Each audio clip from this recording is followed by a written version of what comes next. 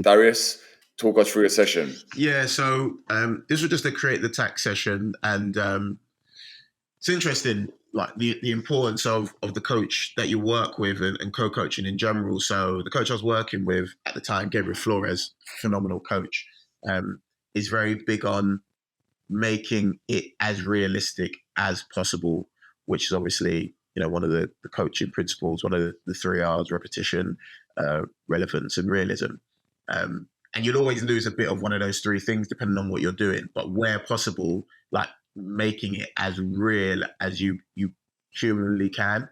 So like working towards a big goal, because ultimately players want to work towards a big goal. They want to be able to shoot and score. So why would we limit their opportunities to do it, in any session? So it is a create the attack session.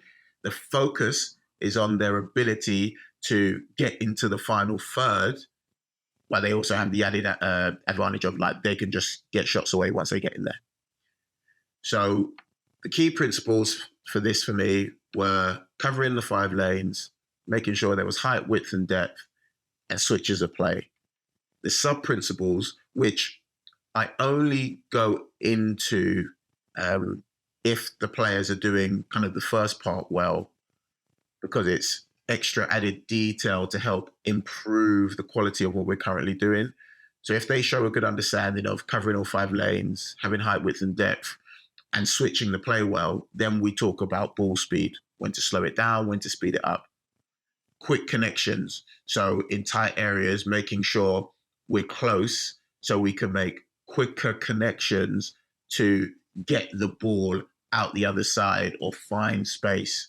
And then making late and fast runs. So making sure we're not arriving in spaces too early or too late. And when we arrive in space, we arrive there at speed to give the opposition like the least possible chance of winning the ball back from us, and making sure that we can arrive in as much space as possible. So you've got 7 outfield players there on each team. Yeah. What positions are those players? So there you have a back 3, a midfield 3, and then a front boy. And is there a reason as to why the wingers and the fullbacks are out of this exercise? No, I mean, to be honest with you, like there's wingers, centre backs. Like we have pretty much our full squad there. It's just a case of making sure that the formation itself allows us to create kind of height, width, depth, and cover all 5 lanes. So, for example, both teams have a centre back. In fact, both teams have 2 centre backs. Both teams have 2 full backs. One of the fullbacks on one of the teams, is a winger. So they just had to, just for the sake of the session and kind of keeping it as close to their natural position as possible, while making sure not to have a 10, for example, dropping down to play centre back or fullback. So that's, again, one of the allowances like we have to make, just because we only have X amount of numbers, but we still want the session to flow without disrupting too much of the realism for certain players. Oh, does that answer the question, Corks? Which players out of the squad will enjoy this session, and what other players might find this session a little bit challenging? Oh man, that's honestly such a good question, and something that I guess when we were playing, I don't know if coaches were too concerned about, but as you know now, like it's really important that we engage every player, or as many as we possibly can, while also making sure that it's not at the expense of what it is we're trying to get out of the session. But for this session in particular, I would pretty much say everyone would generally enjoy it. The ones that might enjoy it less are the ones, for example, as I mentioned before, who might not necessarily be playing in their position for the session. So we've got a winger who's playing fullback. Listen, it's not too dissimilar to their natural position, but they will be asked to do more defending in a different area than they would. And when they receive the ball, they're receiving the ball deeper than they naturally would. So, yeah, my answer to that is, generally speaking, I think the group would enjoy it.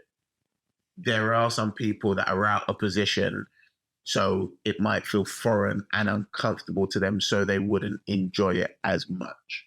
Could this session work with an increase or decrease of numbers? Yeah.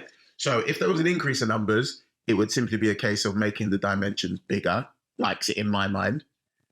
If there was a decrease, you're then making the dimensions smaller, and then you're probably, in my mind, I would probably just work towards one goal and then have what's the word I'm looking for? Give the team defending the big goal an opportunity to flip the game round. So you could either use a time to say, listen, like imagine like the Arsenal City game yesterday, like they literally played 2 backs of 5. Like you're winning 1-0. There's 4 minutes left. Your job is to defend your goal.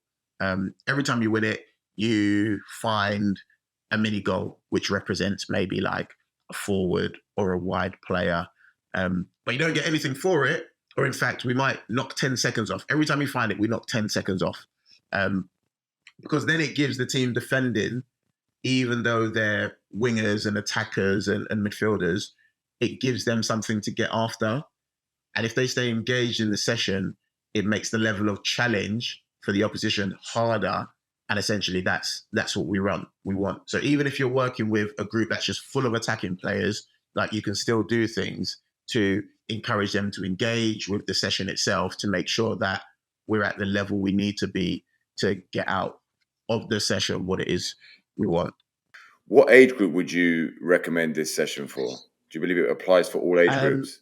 Yeah, I think like that's the beauty of coaching, right? It's not the session itself. If skilled enough, not saying I am by any stretch of imagination, by the way, but if you are skilled enough, again, you can put this session on, and it looks different for different kids. So this was with like an under 15s group, so I can talk to them about, quick connections and ball speed. I can talk to them about blindside runs.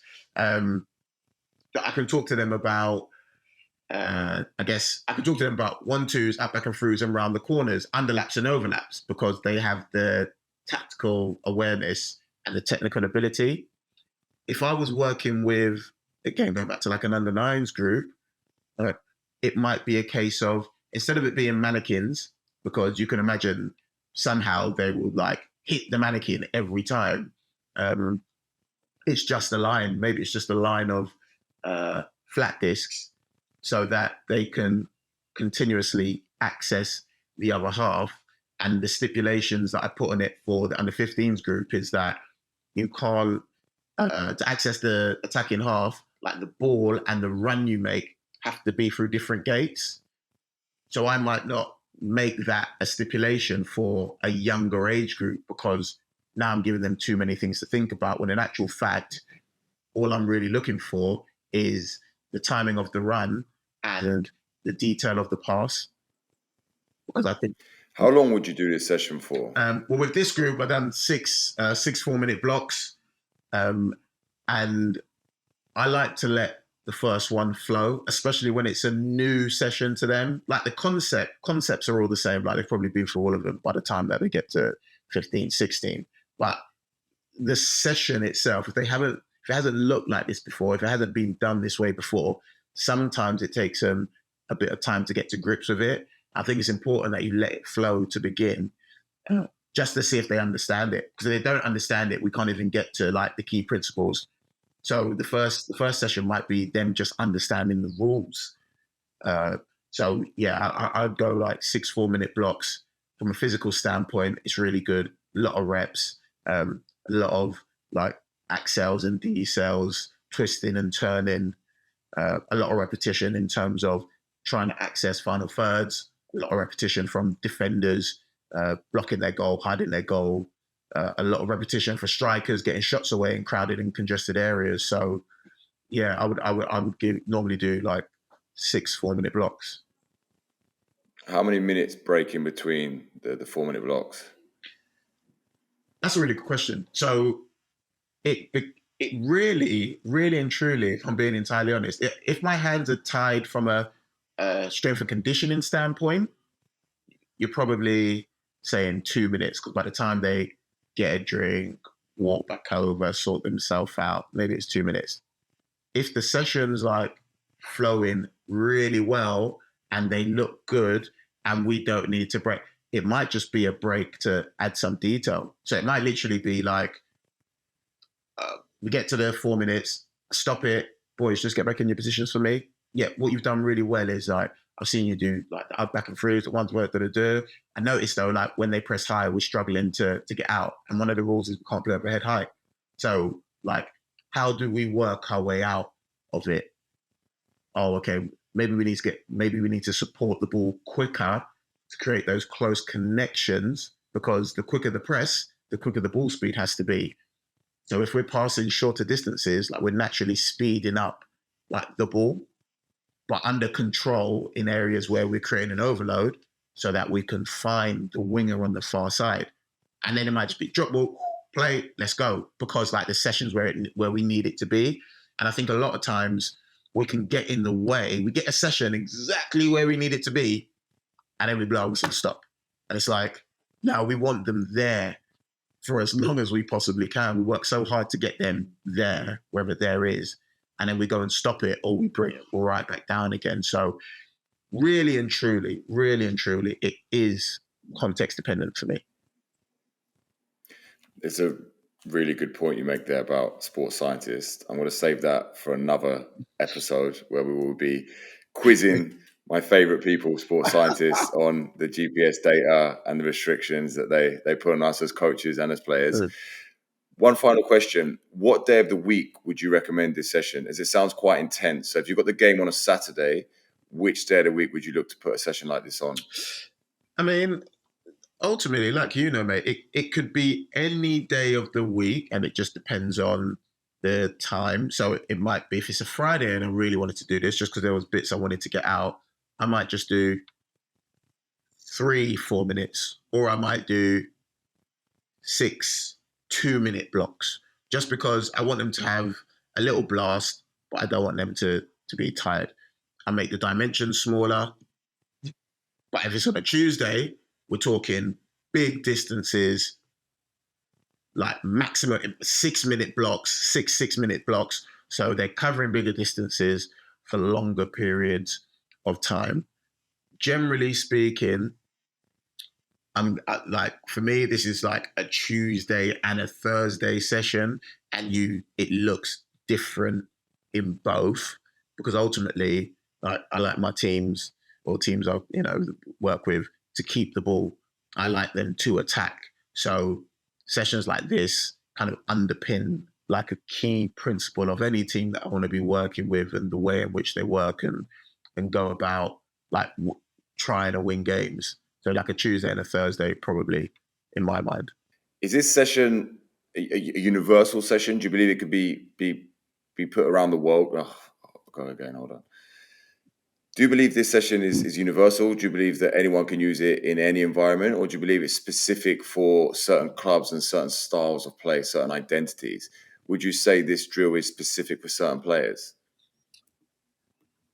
What I would say is this, is that the constraints determine what it becomes. So for example, my constraints here are 3 touch in your defending half and all in your attacking half. The reason I want it to be 3 touch in the defensive half is because really and truly, like, I want front boys to have the ball. Like, I don't want my defenders to be taking 4, 5, 6, 7, 8, 9 touches. Like, I want that ball to get into the front players as quick as possible. That being said, I don't want them hoofing it. So one of the other constraints is that the ball has to be below head height.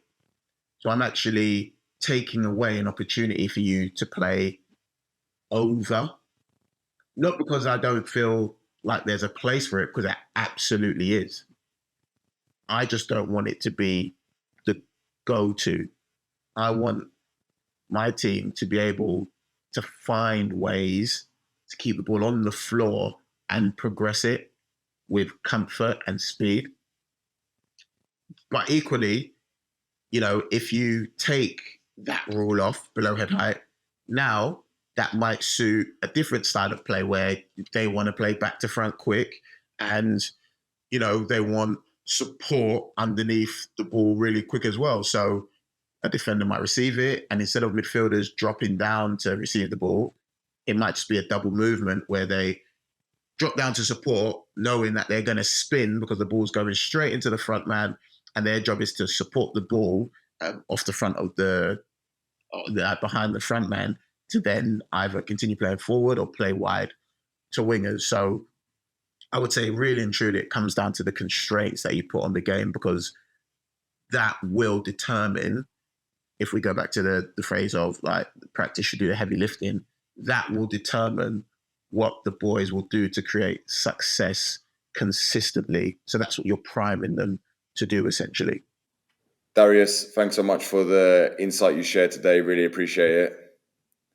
Cheers, Court. Really appreciate your time, man. Thank you for having me.